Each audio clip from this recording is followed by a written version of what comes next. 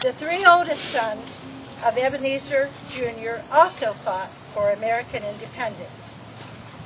My fourth great-grandfather, Ebenezer Wyeth III, and his brother, Joshua Wyeth, served for a year in Captain Newell's company of artillery in the regiment commanded by Colonel Henry Knox. Joshua was also at the Battle of Bunker Hill. Jonas Wyeth served as a Minuteman with his father at the Revolution's first battle, and later in both the Army and the Navy. Descendants from Ebenezer III, Gad, and Joshua Wyeth's families are here now to honor our patriot ancestors. Many of us have never met before.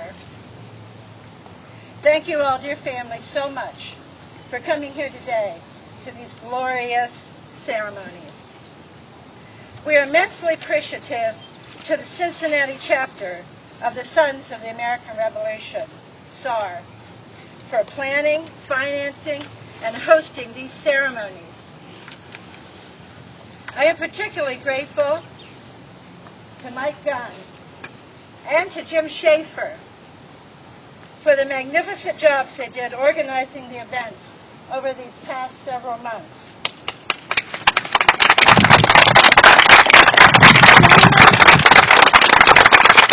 The Wyeth family salutes you. I also want to thank my cousin Diana's historian husband, Gary Totten, my cousin Sue Hill, who came all the way from California, as well as my historian brother, Jeff Wyeth. The three of them have encouraged and supported me in the 3-year search for Joshua's final resting place. It was extraordinary to us that someone recognized in his lifetime for helping to shape our country would be in an unremembered grave.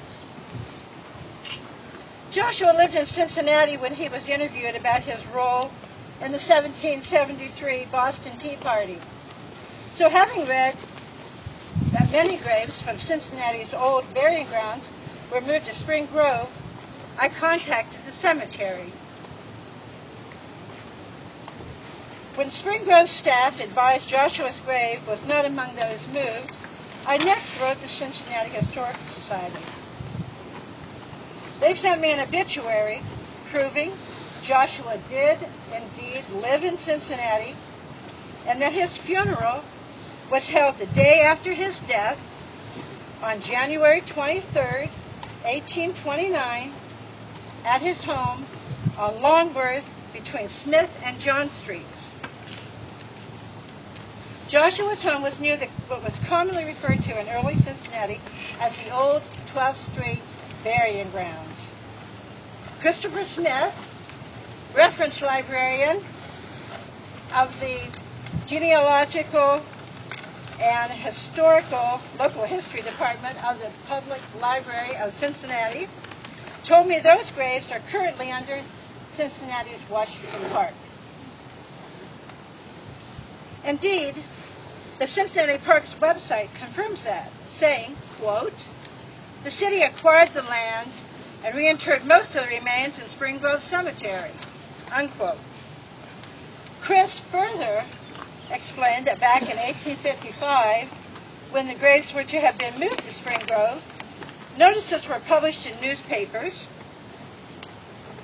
asking families to come forward and pay to have their loved ones moved. Since Joshua's sons then lived in western Indiana, apparently no one was left in Cincinnati to request the removal. Chris's research showed the remaining monuments were placed on their side and a few feet of dirt was put over them. Now armed with information about Joshua's final resting place, the way was clear to obtain a memorial marker from the Veterans Administration. First, however, it was necessary to find a location to accept the monument.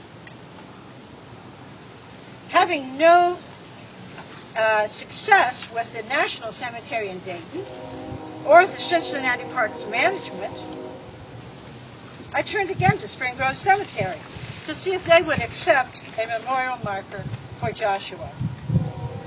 Tracy Brumley, assistant to the cemetery's president, was the first person to show any enthusiasm for placing a monument on their grounds to honor Joshua. With her help, the application for a memorial stone was completed and forwarded with proper documentation to the Department of Veterans Affairs. When the VA requested additional proof that Joshua was first buried below Washington Park, Chris Smith wrote personally to the VA about his research on the state of early cemeteries in Cincinnati.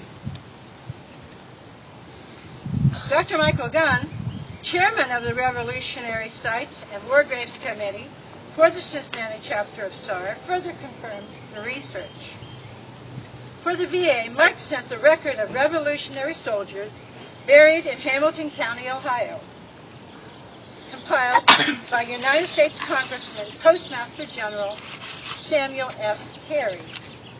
It was a tremendous help to get approval for Joshua's VA Memorial Monument. Congressman Carey wrote in the late 19th century, quote, "The vandalism of our Christian civilization has long blotted out the old graveyards of Cincinnati, scattered the bones of the departed, and broken down the memorial stones, planted at their graves by the hand of affection." Unquote. Jeff Smith expanded these points to a wider audience in his superb article in last Sunday's Cincinnati Enquirer.